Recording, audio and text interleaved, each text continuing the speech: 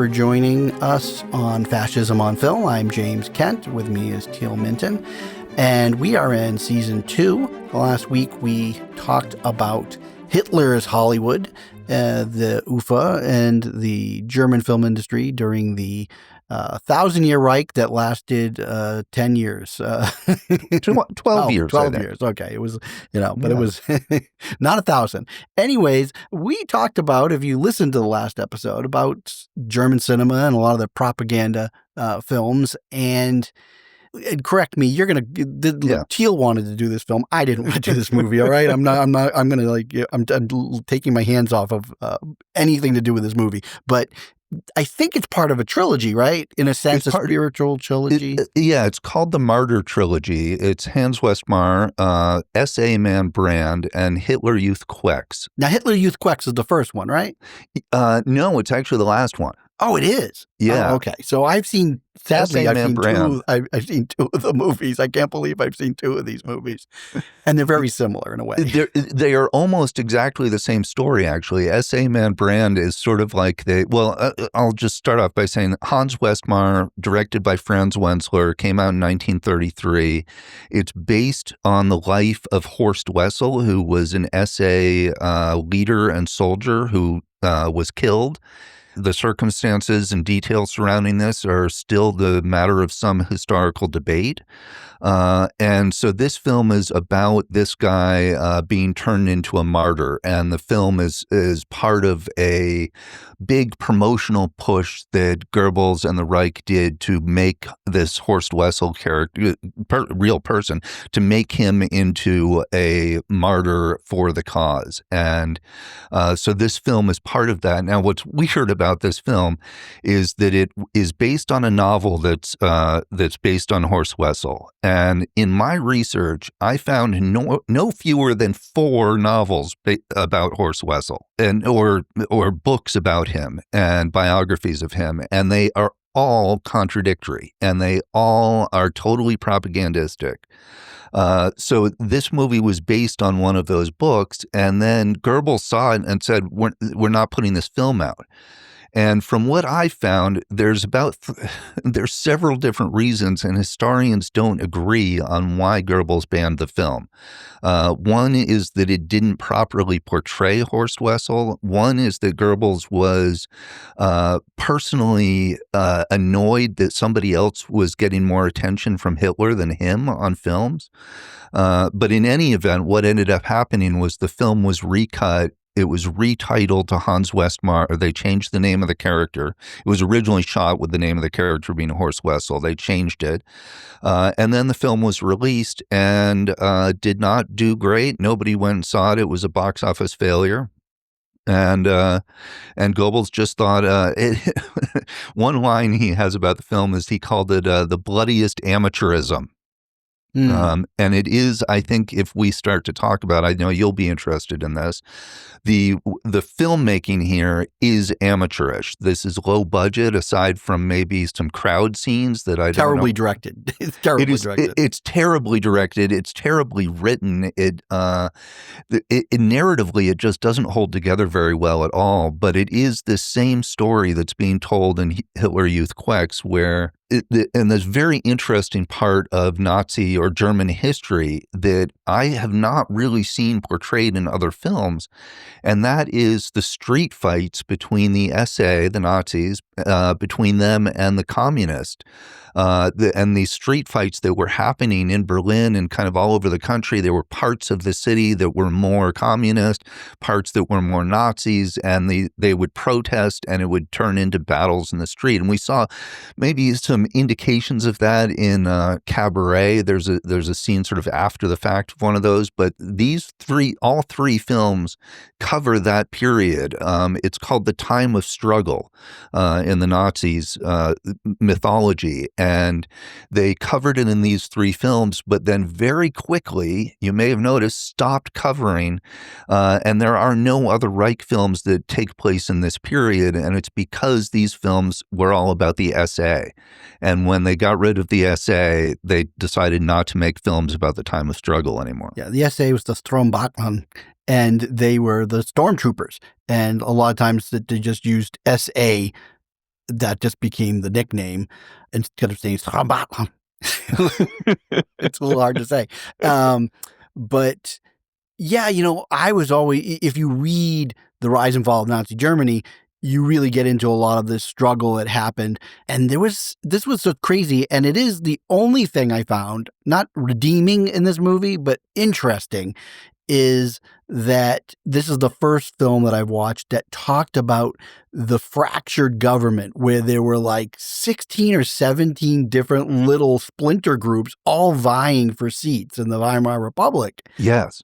And at the Reichstag. And the Nazis were list 16. And this film, has this parade where the list 16 is out there, and their biggest competitors or rivals were the communists. It's almost like the Warriors or something, like all these like little war groups. It kind of is like because it was being fought in the streets, just with clubs and, just people beating each other up and throwing rocks and stuff. That's where this happened. And there is a sequence where the election results come in and the communists do quite well, but they don't do as well as they think they should, and they blame the Nazis for it. I think that there's something to be said for the way the communists are portrayed in this film. It's Tropesville, man.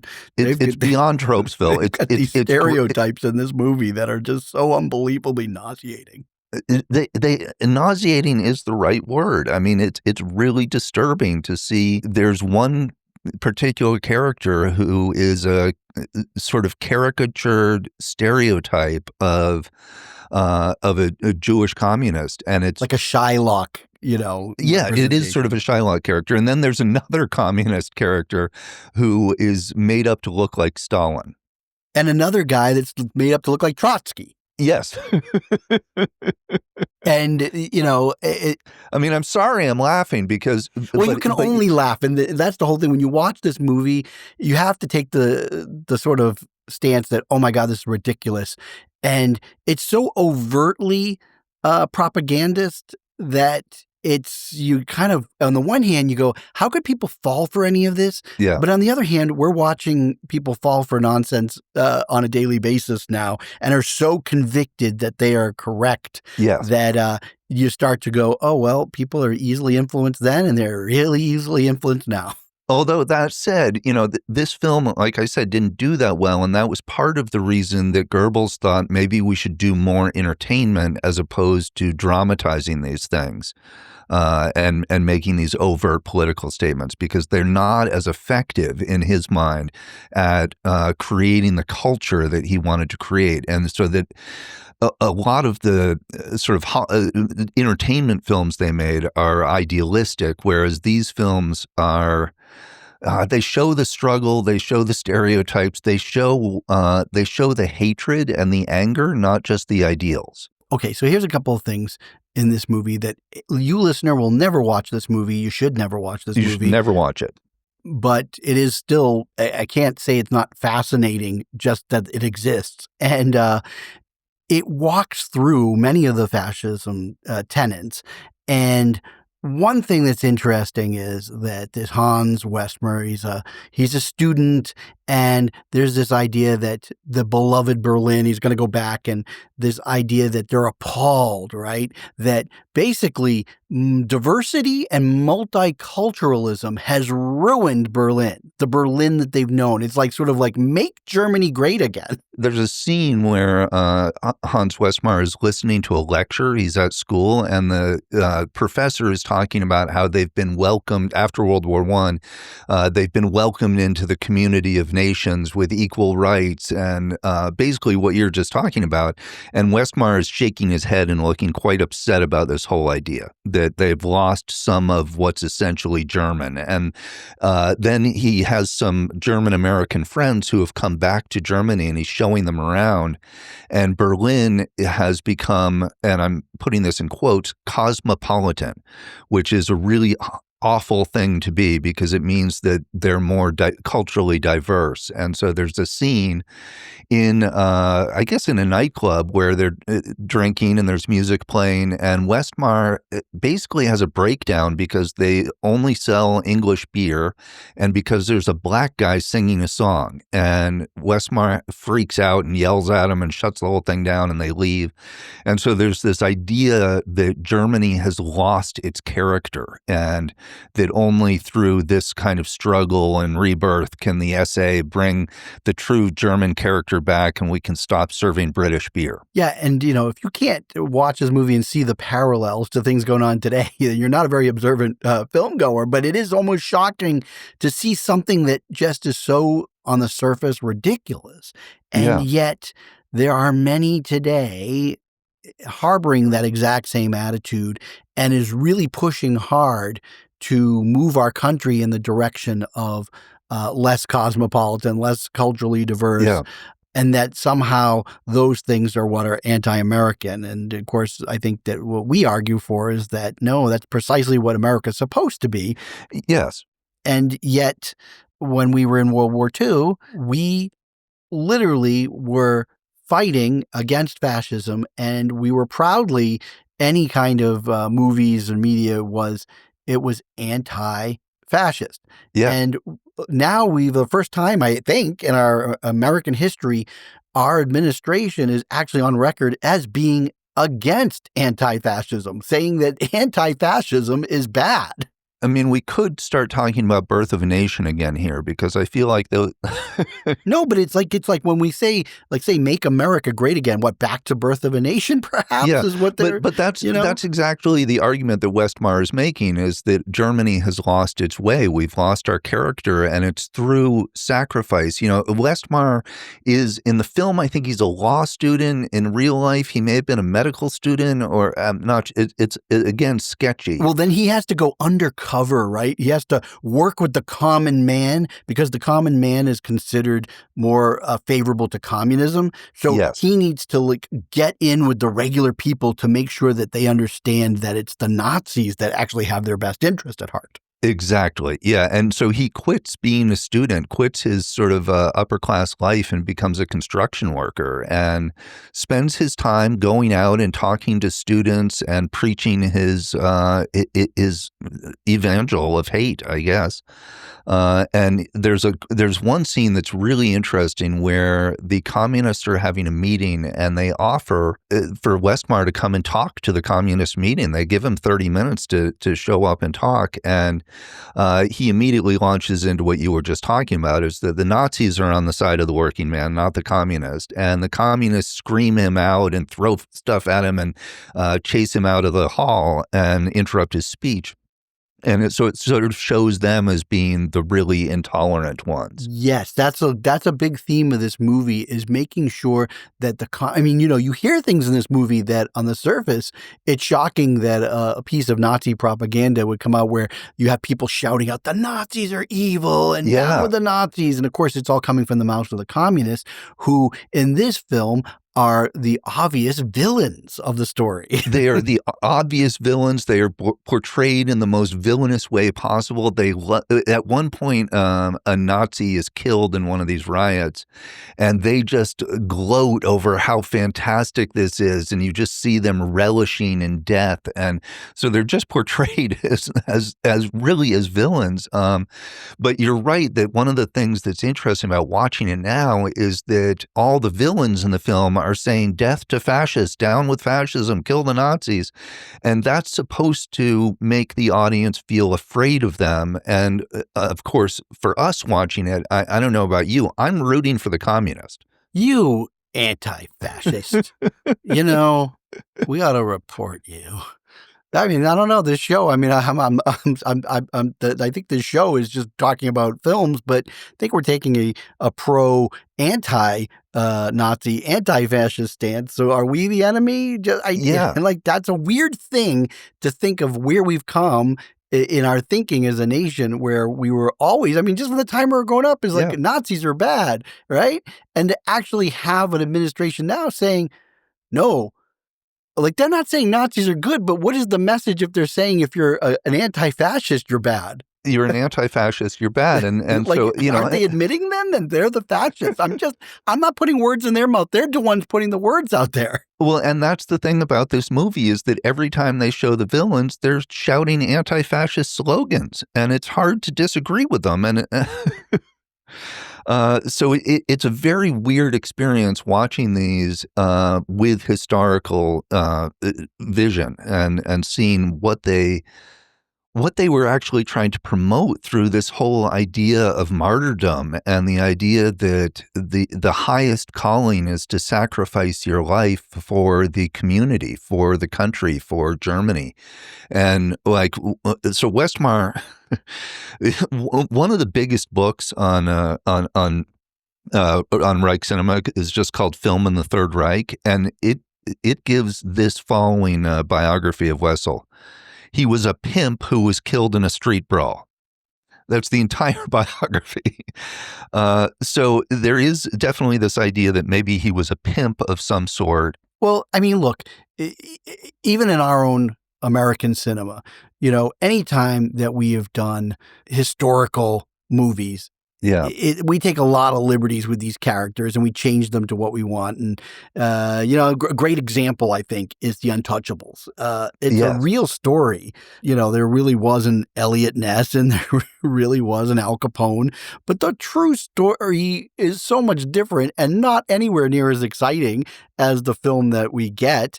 So that's it's like taking something that really existed and then making an entire fantasy movie about it. And that's exactly what happened here. And Horst Wessel, not just, but through these books, through the song, Horst Wessel wrote a few lines of this song, the Horst Wessel Lied, that became the official Nazi anthem. And the co-national anthem. And this was written in part by this guy. He didn't write that much of it. It's overblown that this was all about Horst Wessel. But it did create this whole mythology and this whole fantasy of this guy who gave his life for the Volk, for the people. And so essentially, right, as you go through this hour and 25-minute journey, Westmar becomes dangerous in the eyes of the Communist Party, and that he's got to be dispensed. Yeah. And almost like Julius Caesar style, he's like attacked, but he's not dead yet. He's in the hospital. And so then suddenly they're like, oh, we didn't kill him. We got to go try to go to the hospital and kill him. He eventually dies. And then just like you've talked about, a very important aspect of whole fascism is this death and glory and this sort of afterworld. And this movie layers on this idea of sort of like this angelic Westmar sort of, he's superimposed over all of this other Nazi imagery. And it's this idea that almost like he's leading the people on beyond death kind of thing. And it's so ridiculous, but it's all part of it. It has like shots of him in heaven running around with the flag and meeting up with other Nazi martyrs. And it's sort of this idea that giving up everything and what that asks the audience to do in sort of celebrating this. But there's also this sort of afterlife idea in this cult of death. And you see this in Hitler Youth Quex too, where at the moment of death, sort of the heavens open up and there's an ascension that happens, and we get a sense of Valhalla. Horst Wessel is sort of this great martyr for the cause, but a hero and a great soldier, a worker soldier, sort of as the fascist ideal. So I think that to the Goebbels point of this overt propaganda is that it wasn't a popular movie, as you said. Yeah. And it may have also because of the moment in time, because the Nazis had just come into power, so they hadn't fully taken over the whole country and kind of said, this is what you're getting and you're going to go see this and nothing else. But I think that he might have been worried, like, who knows, if someone was at the screening, these images that we're talking about, they might have elicited laughter. And I think so, yeah. And he probably didn't want the tenets of fascism to be seen as a joke and worried about if they're not nuanced. You want people to feel that sort of victory beyond the grave, not like in a cheesy way where people are like, this is campy and silly. So that's maybe why they had to think of things differently, or package it up in like a love story where, the heroine is dying or the guy's dying. Right. And so there's that, built-in melodrama. This was, again, it's a sloppy film. It's really poorly, like when you say poorly directed, you can actually see that you're like, did this person know how to put together a movie? Yeah, no, they really did. And this director went on to do really nothing much at all. He was sort of forgotten about in the. Wasn't he killed in like the end of the war? Yes, he was. Yeah. I mean, not like by a firing squad. I think it was like an accident or something. They're not Yeah, sure. but he definitely did not go on to make a bunch more propaganda films. And so this film came out about 6 months after Essay Man Brand, which is essentially the same story. And so these films kind of stepped on each other, but Hitler Youth Quex was the biggest budgeted one and the one that got the most attention, and I would argue is the most coherent as a film. Because I find Hans Westmar incoherent as a film. It's hard to put it together. Well, you said something at the beginning of the episode, and it's hard with the historical, because there's not a lot of movies and stuff on the subject, but the essay, was it 33 or is it 34, The Night of Long Knives? I think that was 34. So what happened is that the guy who was in charge of the essay, Hitler was convinced by leaders of the SS that the SA was going to overthrow him. So preemptive strike, they took out the SA high command and eventually folded the membership into the SS. And so then you had just the SS, which is why people are like, what is the SA when you hear it? And so, of course, any movies that kind of promote the SA as being anything good, that would certainly be verboten. Exactly, yeah. Although what's interesting is that Horst Wessel, they kept on as a martyr for basically the whole time. There is another interesting, much more interesting than this, I think. It's a TV show that covers a lot of this stuff. I haven't seen it all. But what I've seen, I find very fascinating because it has, obviously, because it's a series, and it's a fictional series, and it has characters doing other things, and it kind of has like detective stuff going on, but it weaves in German history at the same time, and almost the exact same time as all of this stuff is happening in Hans Westmar is Babylon Berlin. Yes. So I would suggest if people really want to understand this history a little bit more, or just be, they're intrigued, and then from there maybe read stuff, maybe watch Babylon Berlin, because it gets into the weeds on the struggle between the communists and by the first season, you're not even really with any of the Nazis yet. No, they haven't. They're sort of lurking in the background. It's sort of like Cabaret in that sense. Yeah, but you get the sense, though, that this is what's interesting, is that where the power comes in, and it's kind of like, it's like a format war, is whoever the police decide to kind of line up against or line with are the ones that are going to win the fight. And you can feel it in this series that the police are going to be very, very sympathetic to the SA when the SA gets there, because they're kind of more the German people there and a little bit more authoritarian, right? We've talked about sort of the Jewish-Russian conspiracy, but there actually was this idea that the Soviet Union was going to try to take over Germany. And that, yes, it was part of that conspiracy, but also it was the kind of thing that frightened the average working man and was part of the thing that drew them towards Nazism. Well, fear is a tactic of authoritarian regimes, and this fear of the other, we hear phrases like the enemy from within. Boy, there's an old phrase that seems to be coming back, right? They don't have to even identify the enemy, but if you're one of these people that believe there are these enemies from within, when you hear that, it just reinforces your own belief system and your fears, and so you're more quick to align with a government that's kind of giving you what you want and saying, yeah, I always thought there was enemies from within. Yeah, and not just a government that's giving you that, but it's a whole fantasy narrative that's being played into that addresses sort of those fractures that were happening in the Weimar Republic that you've talked about. And so there's this idea that maybe this fantasy that the cinema and the media creates can sort of heal some of those wounds and get people on board with the fantasy, not just the fear, right? The fear is part of it, but then there's this positive aspect too. And I think propaganda when it's working, works on both of those simultaneously, the aspirational and the fear and the anger and the desire. Hopefully you've been, finding this discussions we were having entertaining. And the last couple of weeks, we've kind of delved into some more obscure German cinema. This film's really obscure. I mean, don't even try to find it. We dug it up somewhere out on the internet, but I really don't recommend watching any of these three films unless you're doing a dissertation on the Martyr Trilogy. I really don't see there's any.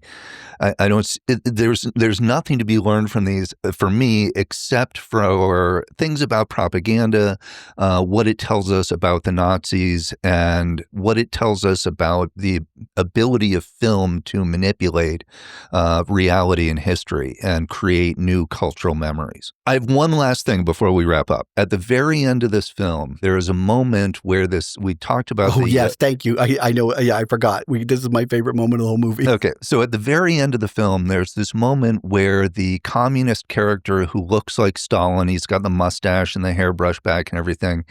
He has been sort of talking to Westmar, and he doesn't want quite as much violence, and so he sort of becomes a little bit friendly with Westmar. And then at the end of the movie, when they're having the big torchlit funeral, and this funeral scene is insane, the number of people that are in it, and there's a riot that happens in the street around the funeral.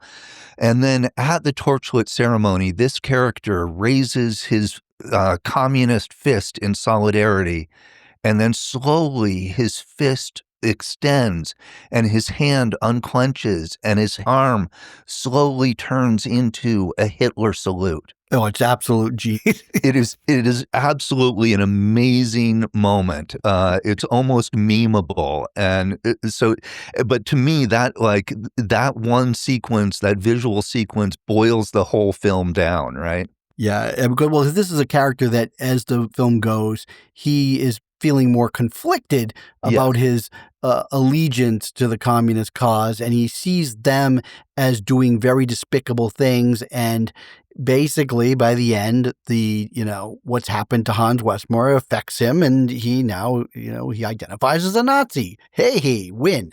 And he's brought in because of martyrdom, because that's what the brings sacrifice. him in. Yeah, that sacrifice. So after these obscure movies, we're going to switch gears. We're going to go into the modern age. And the next couple of episodes are going to deal with two movies from 2025 that surprisingly have focus on a lot of things that we've been talking about. And they're not obviously overt cases of fascism. It's not about fascist Germany, but they deal with the struggle, I think, going on in America in a very interesting way. And so next week, we're going to talk about Paul Thomas Anderson's One Battle After Another. And then the following week, we are going to talk about Ari Aster's Eddington. I was one of the few people that saw it in the theater, and I instantly had that kind of earmarked for discussion. So, by the time this episode airs, I think that One Battle After Another might be available for you to rent streaming if you didn't get a chance to see it in the theater, and Eddington is available. So brush up on those films, and that's what we'll talk about in the next couple of episodes. Final reminder, don't brush up on Nazi cinema, on Reich cinema. Don't brush up on it. It's not worth the pain. And haunting of your dreams. Yes. Or nightmares. Yeah. Or nightmares. But thank you, Teal, for making us watch these films. I was very resistant. I was like, why do we have to? We can do other movies, but no, you were insistent that Hans Westmar had to be part of the syllabus. Yeah. It has to be part of it. Well, you can't talk about fascism on film without talking about the films that were made by the fascists. This is true. And thankfully, we won't have too many of those. Yeah. And again, I don't know about other, like, again, Italy, that was one thing. They didn't even really have a film industry during the war. No, not in the same way. So they didn't have all these propaganda films. And they didn't see it as quite the tool that the Nazis did, quite Absolutely. honestly. So there isn't like these like classic movies about fascism from Italy, which ironically is where fascism comes from. But yeah, they just were not into the whole Hollywood scene quite as much as Goebbels was. Nope. So anyways, that's it, kids. And fascismonfilm.com. And Fascism on Film is on Apple Podcasts and other podcast services. So, find it, let people know, and we'll see you next time. Bye. Thank you.